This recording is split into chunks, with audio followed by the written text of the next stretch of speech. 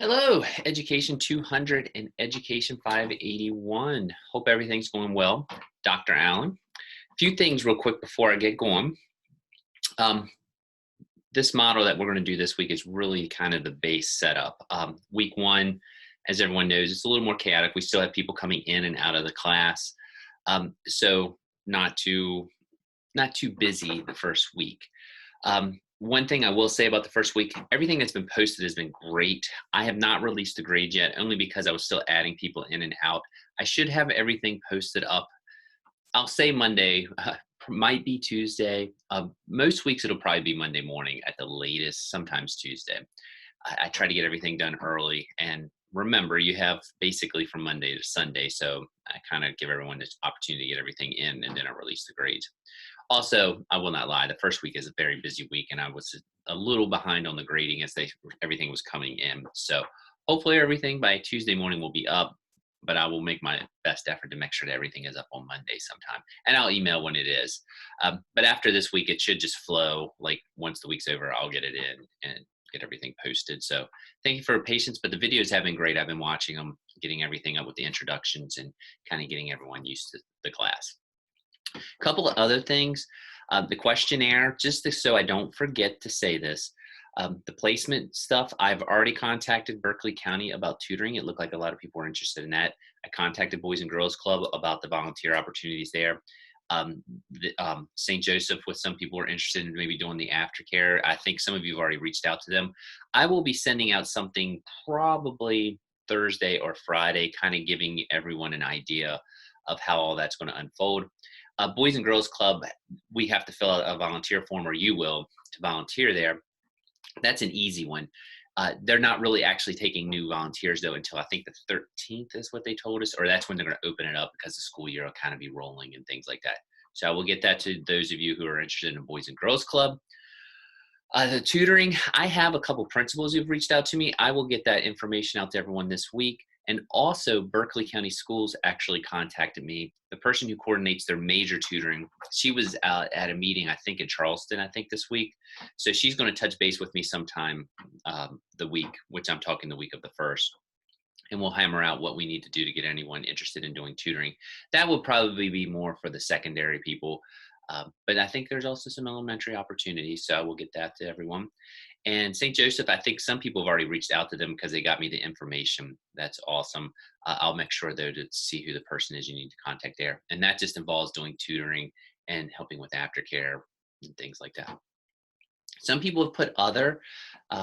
Just to reiterate, that's fine, but you need to have anything that you're doing that's other.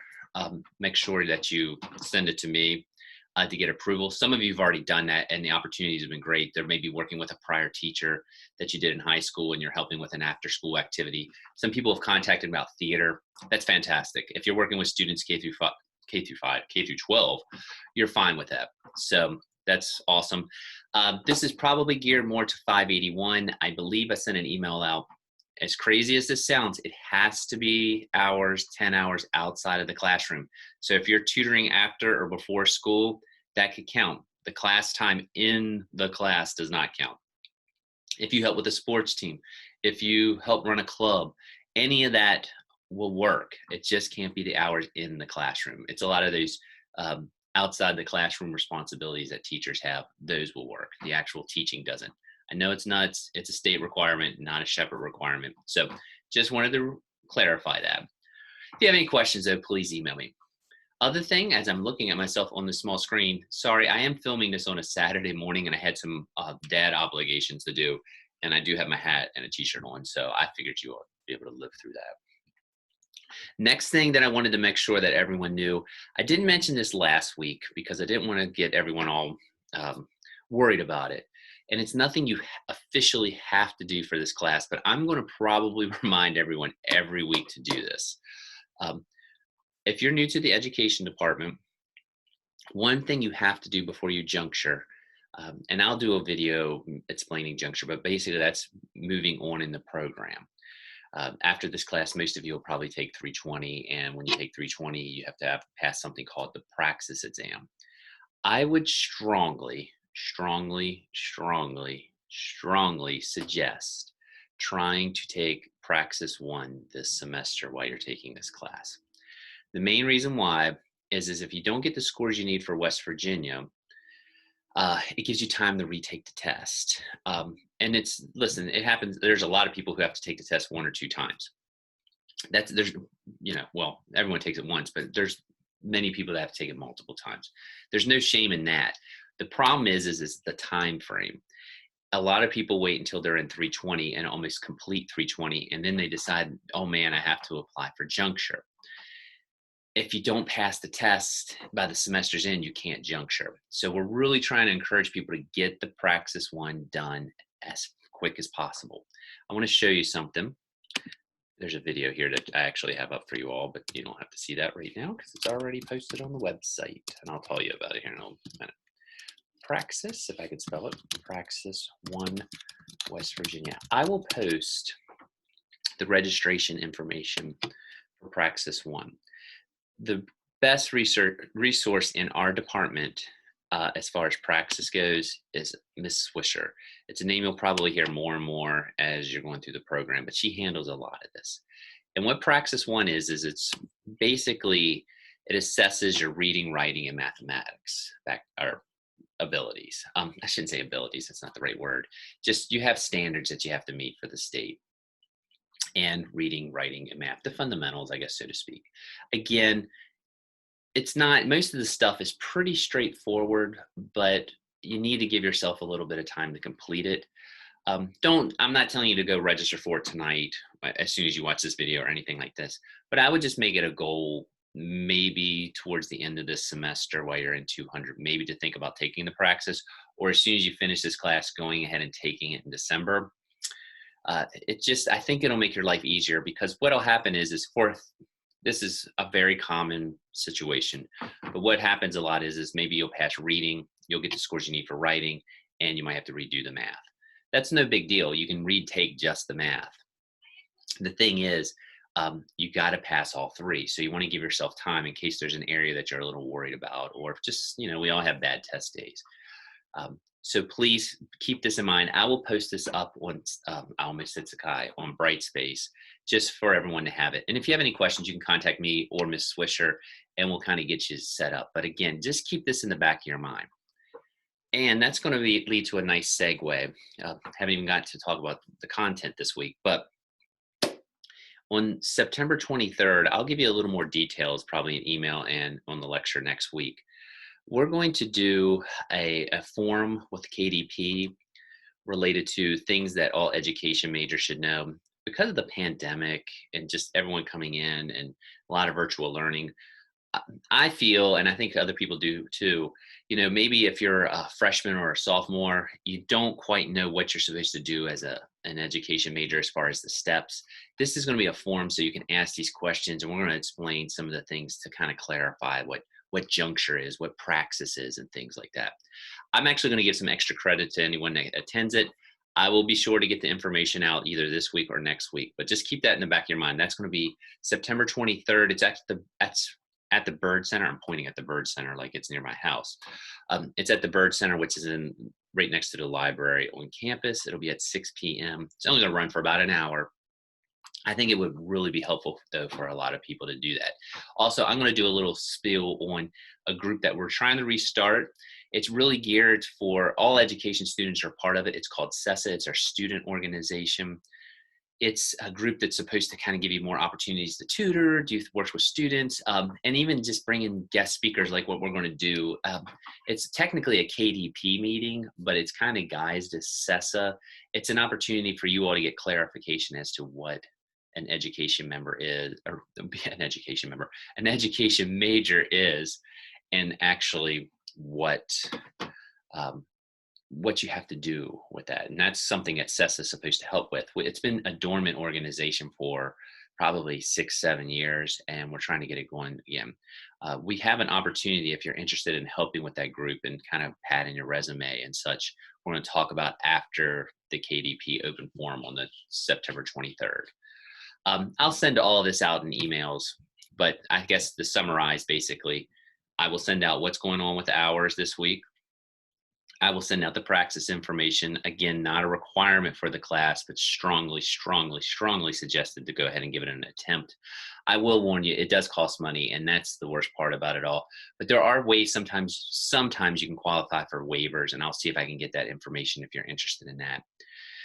And finally, mark your calendar September 23rd if you're interested in asking some questions as to what am I supposed to be doing as an education major, or sorry, I have two middle schoolers running behind me in a door, and I just heard them. But pandemic online classes.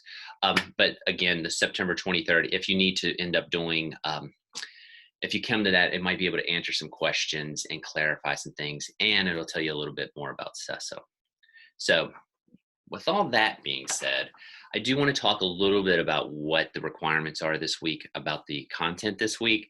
And as you can just see, that caused me to stop for a minute. I do have a couple of young 12-year-olds that are running around doing some stuff. I think they're downstairs, but they might have just run down and back up. And if you see me turn around, sorry, it's just one of those things. And I'm going to try to do this as a one take. All right, here we go. A few things. One on Brightspace. This should be opened up at 12:01 on Monday. This week, what we're going to talk about, pretty straightforward stuff. The Common School and curriculum are the two things. I have my book here. It's The Taking Sides. Yours might look a little different, but just in case it does. Your reading and your discussion this week on Flipgrid is going to actually relate to the taking sides, and it relates to curriculum. I'll talk a little bit about that at the end. But just to kind of give you an overview, we're going to talk about those two things. I'm going to tell you about something that we're going to start doing as far as an assignment. It's the history. You might have seen it on the syllabus. It's Edpuzzle. It's very easy to kind of enroll into, but I want to make sure that you know how to do that. And why don't I just go ahead and stop mumbling and just go ahead and tell you what we're doing. All right. You will see a link, and it'll have something called the Common School. It's going to say Edpuzzle on Horace Mann in the Common School. Common schools are basically what we would call public schools in the founding. Horace Mann is the godfather, the founder. He's seen as the creator of the United States or American public school system. Edpuzzle is a program that basically puts videos up and it asks questions as you're viewing it, and you have to answer the questions. I have created, well, actually I used one of the Edpuzzle ones, but Edpuzzle has one on Horace Mann that I kind of like. I would like you all to do that. Now, when you click this link, it's going to take you and ask you to register and put your name into the site. You just put, please, I guess what I'm saying is make sure you put your first name, your last name, and you should be fine. You should be able to take it. If you have any problems with Edpuzzle, just fire me an email. No big deal. It's an online class. Stuff does happen. But you shouldn't have any problems if you just click the assignment link and put your name in there first and last, if you would. And it'll just watch the video and you'll have questions asked. Our class is basically, I think about it in two things. We kind of talk about issues, but we also talk a lot about the history and background of education. And you can't do that without mentioning Horace Mann. Horace Mann is, like I say, he's the godfather. And I think the video will give you a good background on who he is and why he's important. The second thing is you do have a Flipgrid. That's one reason we did the intros, besides getting to know each other and seeing faces and things like that. I wanted to make sure that everyone had the opportunity to get used to Flipgrid. If you haven't used it, I don't think at this point that's probably too many people, but it may be. When you read your Taking Side article, you need to provide a reaction to basically the question, should curriculum be standardized for all? And I do want you to kind of just state your reasonings why you believe what you do. You can cite one of the articles, cite one of the authors. If you did a little bit of outside research, that's even better. Just state why you think you do. I don't have an opinion. Well, obviously I have an opinion, but for this class, I don't care what side you fall on. As long as you're backing up what you're saying and it's well developed, you're good. You don't have to go on for like 5 minutes unless you want to. I think I set the timer at 5 minutes. I'll double check. But, I think you should be able to talk for a couple minutes, maybe 2 minutes, 3 minutes, and just, kind of state why you think the way that you do. Please, though, I am going to ask, make sure you cite the article, because that is some of the articles or some of the points in the reading, because that's really what I'm going to be looking for when I'm kind of grading these Flipgrids. Because some people, I think, just go in there and they just start stating their opinions, but there's no citing of the the readings itself. So, make sure that, show that you've actually read this and have an opinion. Um, I will add this part. A lot of people like to do, I can see both sides, and then they outline both sides. That's great. And I guess if you really are passionate about both sides, that's one thing. You can even highlight the other side's point of view in your statement, but I really would like you to be able to take a firm position on one side or the other. Again, I'm not going to come back at you and say, wow, but you said this in 2021. If I see you in a school 10 years from now, that's, opinions evolve and change and things like that. So it's just mostly just to get us kind of talking since we're not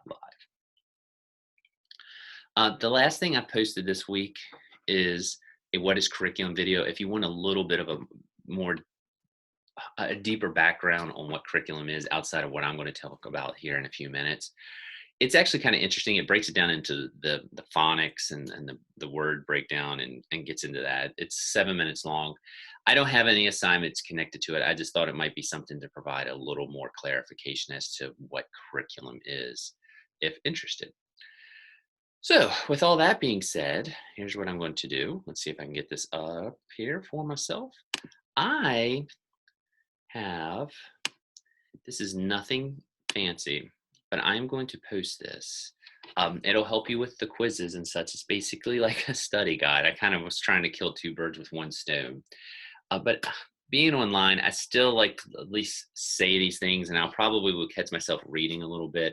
I will try not to do it word for word, but I do want to point out some things about curriculum this week to help you out with the readings and just kind of give you an idea. The purpose of this class is just to kind of get you used to some of the jargon and background and such. So curriculum to me is a great place to start when we're doing this. And if I was going to define a curriculum, I think it's a pretty standard one. You'll see different wordings on it, but basically, as it says there, it's the subjects comprising a course of study in a college or a school. That could be K through 12. It could be a training program. The curriculum is the subjects and the materials that are basically, what you're basically going to teach. Well, I should rephrase that because I'm going to clarify that here in a second. But it's basically what, it's the heart of the school. It's the subjects and how you want and what you want your students to learn. There are different types of curriculum. There's the hidden curriculum, which, as it says there, refers to the unwritten, unofficial, and often unintended lessons that you do as a teacher. Those are a lot of things that you do. They're the values, the perspectives that you learn. Elementary teachers especially do these things, these life lessons and situational things, but I don't want to sell secondary short. I taught middle school for 16 years. I did a lot of hidden curriculum just in terms of respect and how we talk to one another and what we do and don't do. And of course, when things happen, I always think of hidden curriculum. If you ever hear the term teachable moments, that's to me is the hidden curriculum. Maybe when there's something, an event in the news, like I was thinking as a social studies teacher, the actual school curriculum in social studies, it won't have anything about what happened in Afghanistan, but we're probably going to talk about it I'm sure many social studies teachers talked about it this week in their classes. It was probably asked or brought up. There's different ways to go about it, but it's a teachable moment. It's that hidden curriculum. Formal curriculum, which I guess really, if we're saying this is kind of what we're talking, I'm going to loop up and act like I'm pointing at the top curriculum order, but this is really what I think that curriculum is getting to.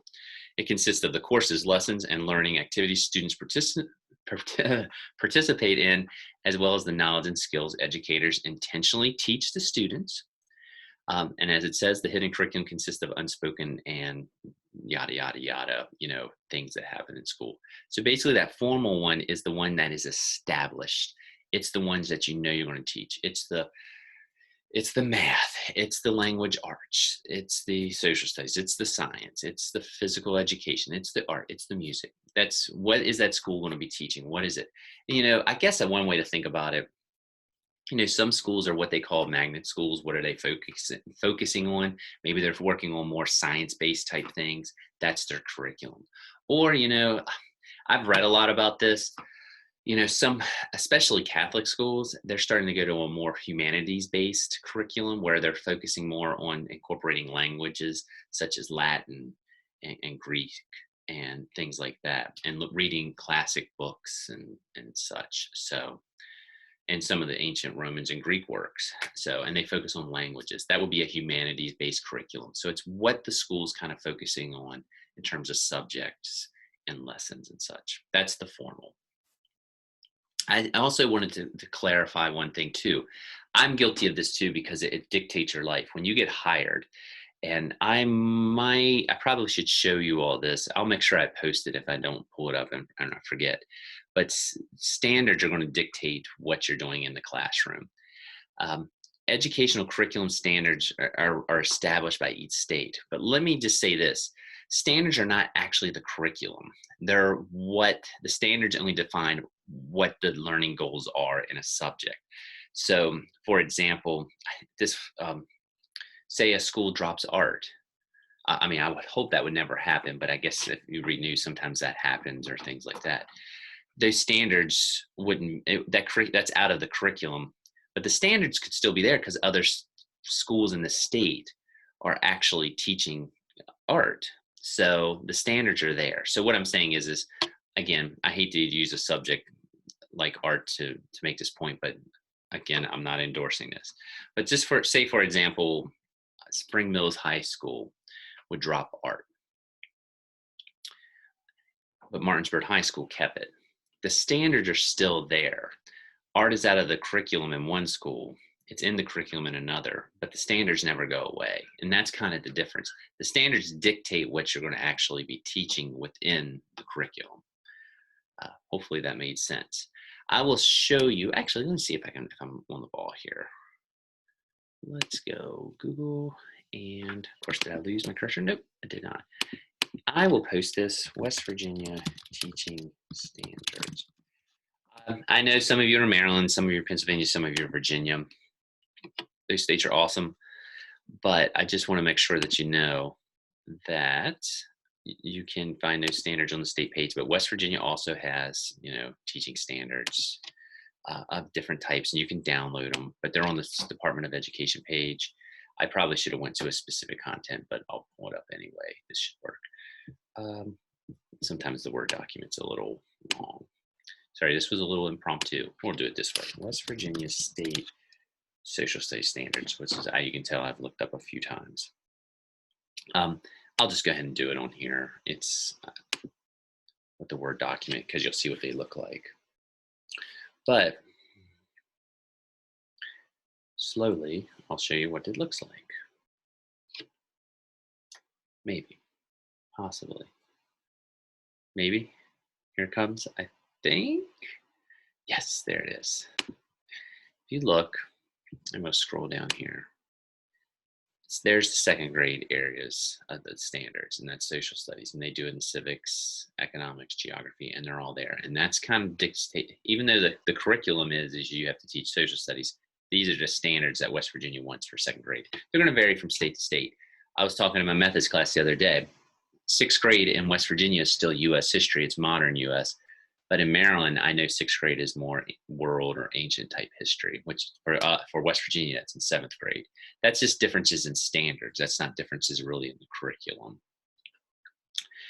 But as you can see, it goes on there. Like what if everyone's from if most of you are from West Virginia in eighth grade, you do West Virginia studies. So that's kind of the standards. I'll post a link to the West Virginia standards on our website if you want, on our Brightspace page. Oops, let me see, there it is. But that is the curriculum, and let me pull my thing. Let me see, I think I lost that, but I'm gonna pull it back up. There it is. And so there's the standard curriculum. And again, the video will really break down what curriculum is. But again, I just want you to know it's basically what a school is teaching and the lessons and everything that's involved. I'm going to do a little bit of an info dump, and I did put this stuff on here mainly so one, you'll have it to refer back to very easily. But I'm just going to kind of shoot down the list real quick. You can obviously read these on your own if you want to. But Horace Mann, I mentioned already, there's an Edpuzzle, so I'm not going to get into a deep dive, but I just want you to know he is usually the guy who's seen as the father of modern public education in the United States. He's from Massachusetts. He was basically, when he was Secretary of Education, I guess what we would call Secretary of Education today, he traveled around the state of Massachusetts, inspected the schools, started to make lists and saying things that needed to improve and things like that. As you can see with the date that's right there, he was a mid-19th century reformer, and he is, again, still prominently known. He's just known for the organization and getting everything going. One thing you'll hear me say a lot in some of the videos you're going to see on the history of education, which is a lot of the puzzle stuff. A lot of stuff actually originates in the Northeast. A lot of it's because the public, that's a very high center of population. So it makes sense, but it kind of works in the Northeast and then works its way down. I told you this is going to be a little bit of an info dump, but I do think these are things that at least you could go back if you were on Jeopardy. You might say, hey, I remember hearing that at one time. This is a little bit pre-Horseman, actually way Horseman, but in the 16th century, the Deluder-Satan Act, it sounds more ominous than it actually is. This was an act that actually required New England towns that had over 50 people living in them. They had to, or townships, they had to hire a schoolmaster. That was something that became very common in Massachusetts and in the Northeast, Massachusetts being the dominant colony. So once a township got to a certain population,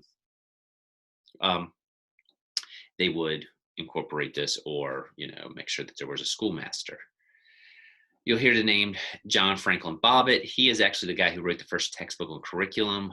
Not really an important thing in terms of probably reading today, but again, it's the building blocks and things kind of getting us to where we are today as far as education. It really kind of starts to get into that Dewey aspect. We're going to talk about what the philosophy aspects of education, especially in that it was about experiences that a student should go through before they become an adult. And that's what school was kind of geared towards. We're going to talk a little bit about that too. Like, what should the roles of schools be? It's something we still talk about today. Should it be about practical learning and getting life experience, or should it be, prepping for college? Should it be both? Should it be different tracks? These are all things people have been arguing about for, I guess, well over 100 years now in the United States, and even longer in other parts of the world. But John Bobbitt, he's the guy who wrote the first textbook curriculum. The Deluder-Satan Act, that is actually the act that required towns over 50 to have a schoolmaster. Again, that's the colonial period. This is definitely before man. Another thing I just wanted you to know, in 1918, I guess that's a little bit of more of a modern law, and I probably should have put that a little farther down on the list, but it's there, so we'll go ahead and throw it out there. In 1918, all states had passed laws requiring children to attend school at least through elementary school, and that usually was 8th grade. I don't know. I guess, obviously, I'm a little older probably than most people in this class, either in 200, definitely in 200, probably in 581 also. But I remember my grandmother, she only went to school to 8th grade. She was a child born before the Depression. She was needed on a farm that my family owned, and she had some health issues when she was younger, and she went to school to 8th grade, and that was it. Wasn't that uncommon then, but it was mandatory in 1918 that children went to school through 8th grade. Before then, some states, it wasn't a requirement. So again, it's a building block. Thomas Jefferson, TJ, he had called for a public school system and actually was trying to mandate for one to be included in the Constitution, in the Declaration of Independence and a lot of our founding documents. I'll have to double check on the Constitution. He was actually over in France, but I thought when we came back, he was starting to talk about an amendment. I'll double check that one. I might be a little bit ahead of myself there. But the main thing I want you to know, he definitely was calling for a public school system in Virginia, and he wanted it to report to the Virginia legislature. Of course, that's a nice statement that I think we still struggle with today. Most of you probably heard of core curriculum, which I don't know why I did not put that on this list, and I'll make sure I add it. But there's always the debate about whether curriculum should be established by individual states or should it be established by the federal government. Core curriculum was something that was created to kind of have some unifiers in the United States. and where students should be. There were issues with it, obviously, with some assessment check marks that kind of got hammered out later. And there's still aspects, obviously, of Common Core, and not every state adopted it. But I think a lot of the idea is this is very basic level stuff here, and probably a little too simplistic in my in how I'm saying it. But for example, if I lived in West Virginia and I moved to Utah, and we were both Common Core or core curriculum states, I should be somewhat in the same, I should have had the same curriculum or same lessons by and large in both states. That's, like I say, a very base level type thing. But as you can see, Jefferson was still talking about it being reported to the Virginia legislature. So should individual states establish curriculum, or should it be the nation? We weren't quite there yet in 1776, but I do want you to know, again, TJ's thinking about it. There's a lot of debate also about curriculum in the late 19th, early 20th century, which I mentioned this. As you can see, there's a lot going on in that run up to the 20th century, but there was a lot of issues about whether high school should be college prep or practical courses. You know, I guess we would consider that today almost like a VOTEC type thing. Both have their merits. This isn't to like take one side or the other, but there was a movement saying maybe high school shouldn't just be about offering Greek and Latin, that humanities-based content I was mentioning about 10 minutes ago. You know, maybe we need to do things that are more practical and more realistic. The math needs to be geared to what things that every student's doing in real life. Not every student's going to need Latin and Greek, so why don't we better utilize our time? And some people would say that the Latin and Greek is very needed because if you have a strong understanding of, like, for example, Latin, your language skills are usually strong and your writing skills are stronger. So again, we fight this all the time, and I have my own opinions, but I'm not going to say them. If someone wants to know them, they can come out and I'll kind of explain it, or you'll at least be able to probably determine that from my answer. But anyway, a lot of debate, early 20th century about curriculum. You know, should it be practical? Should it not be? As far as curriculum, as far as higher ed, Harvard was actually established in 1637 in the 17th century, and that is the first university. That's just a fun fact. I put it in there if you're ever watching Jeopardy. And yes, the first university in the United States. It is Harvard, and they established a curriculum. A lot of it was actually based on law and theology right off the bat. But then, of course, it's grown into being much, much, much, much larger. Noah Webster, very famous dictionary man, he stressed a movement in the, again, mid-19th century. We're talking around the Horace Mann type period. He thought that the United States need to have its own style of textbook and curriculum. Even after 1776, after the War of 1812, there was still a lot of Western European influence on curriculum and what we were teaching. As you can see, the Latin and Greek. He felt that we needed to adopt our own style of textbook because the United States or American experience was a lot different than what was going on in the European world. You will also sometimes will hear things about curriculum and teachers, especially in the early colonial period, something called a dame school. Dame schools were very early New England learning communities. Well, let me jump this back. Up there where I talked about where communities would have to hire a schoolmaster if populations got large. A lot of times schools or colonies or townships would jump and get a little bit ahead of the game and maybe hire someone beforehand, or colonists would like pool their money together. A lot of times these were the establishments of dame schools, and they were called that. It's probably not a great term now, but usually they were usually led by a female. I don't know if that's actually the connection of the dame school name with the fact that it was usually a female teacher. I'll double check that, and actually I'm gonna write that down. It's something I've never really actually thought about until I looked at this video and heard myself talk. So I'll clarify that school, and also I'm gonna check that other thing on TJ and the Constitution. I'll fire out an email on that if you're dying to know. Also, sometimes you'll hear something called a horn book. If you're watching anything on the Horace Mann video, that's something that actually looked like a paddle, and you've probably seen it. Actually, if you've ever been to Antietam, I'm pointing to Antietam, which is about 6 miles from my house.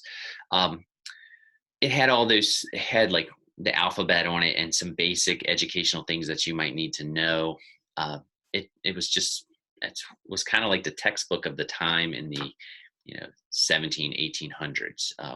You just pulled them out from under your desk. I was looking to see if I had anything that looked like it. I almost think it looked like a ping pong like paddle. So that's a horn book. Also, please do not discount. There is going to be a little bit of a battle that starts to take place, especially in like places like New York City. But the Protestant faith definitely had a lot of influence on what was being taught in the 17th and 18th century in curriculum, especially New England schools where you have Puritans. Of course, the Pilgrims were up there. A lot of that is actually rooted in that Protestant faith. So when they were reading examples or reading stories or doing reading class, they might actually read things from the Bible. I'm talking early 17th, 18th century. That's pre-Horace Mann. Even after Horace Mann, there's going to be examples of that. It's not like Horace Mann's here, then everything ends with this Protestant influence. The secular idea, I think, becomes more prevalent 20th century, and I would venture to say probably even more mid 20th century. And a primer, you all probably have heard this, but that is an early tool, a book to instruct on reading. There's a little chart on some things that make up curriculum. I got a little long-winded, but I did want to run down this list just to kind of say it. But the main thing I want you to take out of this is just to know that curriculum is, especially that formal curriculum, it's the courses, lessons, and learning activities that you do to teach your students and what the school establishes. There's a lot going on. I will post this up if you want to get it in case I went a little quick. I'm going to go ahead and close that out. I told you I'd try to keep these videos short, but I know I got a little long-winded there. Again, if you have any questions, please make sure you email me. But this week, your assignments are, make sure you do the discussion. It says discussion on reading. It'll be discussion 1. This right here, the flip grid. And again, please cite some things from the reading itself. You don't have to read down the readings, or you don't have to read the book. Just some things that you pulled out of it that you liked. 1 or 2 things is fine. Or you didn't like. I should add that in. Also, make sure you register for Edpuzzle and complete the Edpuzzle. You won't get an immediate score. I'll go in there. I think there's a couple fill in the blank questions. I do want to show you I'm going to just go ahead and click on that. When you go there, sorry if it's getting dark, there's getting ready to be a storm and I can see it out there. It's going to, I'll make sure I check all that. But as you can see, you'll hit play and all these little dots are questions. And as you can see, they're open-ended or multiple choice. Don't worry, the open-ended ones come to me and I say whether they're right or wrong. If there's like a typo or something like that, don't worry about it. So make sure you click on that and it should get you to do what you need to do. And I think that should do it. Let me go back out. I'm just kind of going through my head if I forgot anything. Don't forget the discussion, Common School. I'm also going to go ahead. Oh, there is something I was stalling on purpose. Let me go to the syllabus. And I'll put this up on Brightspace. Please don't forget, if I can get down here. Next week, and I'll say something, well, I'm sorry. Yeah, it'll be next week. It's due on the 12th. I do want an educational philosophy. I will get those standards up to, or the guidelines to it out to you. But basically, I just want a 1-page philosophy statement on what you think education is and what your role as a teacher is. Nothing more, nothing less. And I think it's actually outlined here on the syllabus. At least it better be. And if not, I'll make sure I email it out to you. Let's see. Assignments.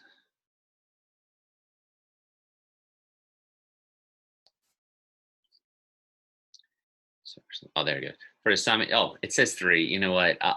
I'm fine if it's 1 to 2. I said 1 to 2 right on the video, so I'm going to hold myself to that. 3 is nice, and it's double spaced, by the way. Just more deeply on your ideas of education, schooling, and teaching. You can use anything to kind of shape it. So that's not due until the 12th, and I'll get into that a little more next week. But by the way, I better clarify because I'm going to let a moment of niceness maybe come back and get me. When I say 1 page, I would prefer at least 2. And if you are going to try to summarize your philosophy in 1 page, it better be a full page, not like a half a page, not like 2 paragraphs. And it better not be like 16 or 14 font. I'm talking 12 times New Roman full page. I think you'd probably be better off shooting for 2 to 3, but since I said it, I'll honor it. But I just want to kind of see where you're coming from. And with all that being said, as you can see, it's getting darker and I'm starting to fade away. There's a really bad storm coming in. The light in the window that I'm talking in is fading away. This is very eerie.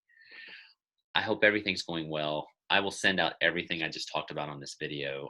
It'll probably be posted on Monday, and you'll probably get a long email explaining all this again, too. So I hope everything went well for everyone the first week. And again, if you have any questions, please contact me anytime. And with that being said, I'm going to stop sharing. It's getting a little dark out, and I'll see you later.